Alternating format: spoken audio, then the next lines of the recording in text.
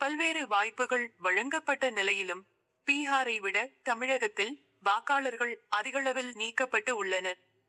சட்டசபை தேர்தல் நடக்க உள்ள பல்வேறு மாநிலங்களில் எஸ்.ஐ.ஆர்.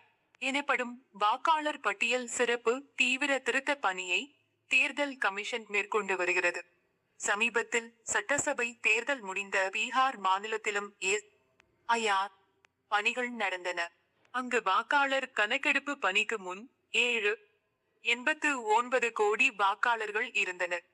வரைவு வாக்காளர் பட்டியல் வெளியிட்ட போது 7.24 கோடி வாக்காளர்கள் இருந்தனர்.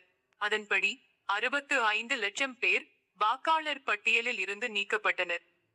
தமிழகத்தில் வரைவு வாக்காளர் பட்டியல் நேற்று வெளியிடப்பட்டது.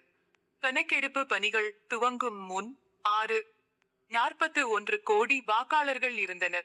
தற்போது 5.43 கோடி பேர் உள்ளனர். 97.38 லட்சம் வாக்காளர்கள் நீக்கப்பட்டுள்ளனர். பீகாரில் எஸ்.ஐ.ஆர்.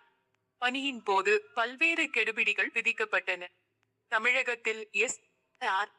கணக்கெடுப்பு பணியின் போது வாக்காளர்களுக்கு பல வகைகளிலும் வாய்ப்புகள் வழங்கப்பட்டன.